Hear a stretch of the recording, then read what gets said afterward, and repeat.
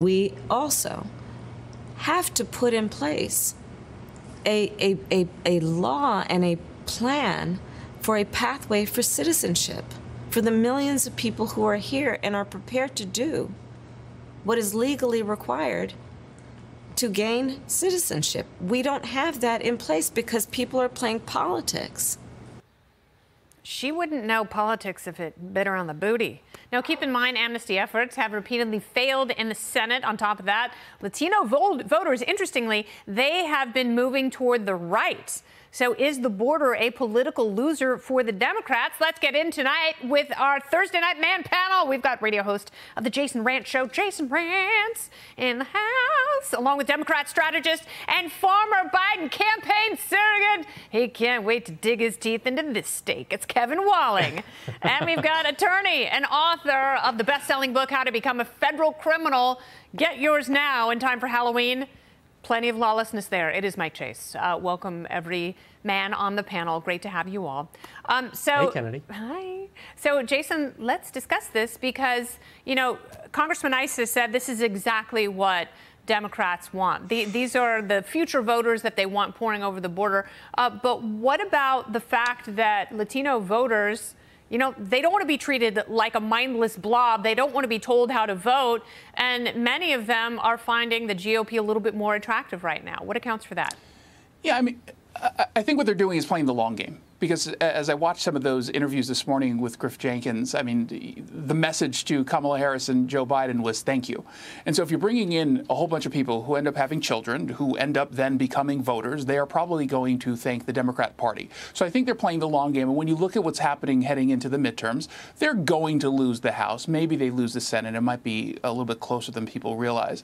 But they kind of know they've lost this, so they're going all in. If they didn't think that this was going to work, they wouldn't be going all in at a time when they know that they've got abortion on their side that's energizing their own base. And for the most part, media outlets other than Fox News have not really been talking about immigration issues. There is a huge portion of people who don't realize that a whole bunch of people are coming across the border. And so now all of a sudden, thanks to Abbott and DeSantis, folks are paying attention because you forced the media to cover it. So I just think this is a losing battle in the short term, which they know. All right. So when does this change, Kevin? When do we reach critical mass in terms of shipping and busing and flying people all across the country? Because that's not going to change the existing laws. Which party is going to get serious about this? Because obviously it's not the Democrats. No offense.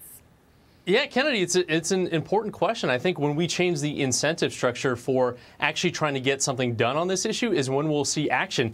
And I fundamentally don't see that in the short term. You know, you mentioned years over years in terms of false starts with the House and the Senate on immigration reform going back to George W. Bush and others. We passed a comprehensive bill in 2013 that was championed by Marco Rubio that actually gave amnesty over 10 years to undocumented folks here in the country. He reversed course for his presidential run, and it died in the Republican House of Representatives. So as long as it's still a political football back and forth and the incentive structure isn't there on either side for the Democrats or Republicans to do something about this, when we see this massive number of folks coming across the border, it is a crisis. I'm a Democrat saying that this is a crisis and we need action on it. But until that structure changes and we see principled people willing to compromise and figure out a solution on this, I don't see anything happening. Well, maybe don't go all in on amnesty. Maybe amnesty isn't the only answer. Maybe there are other aspects of our immigration system that are completely broken.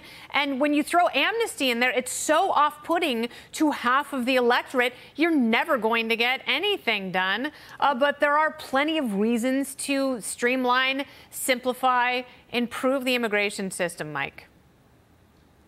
Yeah, look, I live in the world of federal criminal law, right? And so we talk about this issue of aiding and abetting all the time. So if there's conduct that you think is improper and should not be condoned or allowed, you don't aid and abet that conduct. You don't give incentives for people to engage in that conduct. So I think Kevin's exactly right. You should not be incentivizing this conduct, but I'd go one step further and say that the actions of the various administrations have actually aided and abetted the exact conduct that we're outraged about now.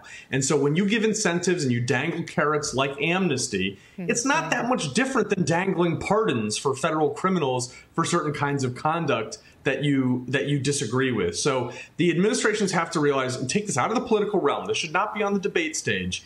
If you want to get rid of this conduct, deal with it head on, but don't put it into the political realm because it's only exacerbating the problem. They can't help themselves. They're all a bunch of children, and they should all be voted out of office, all of them.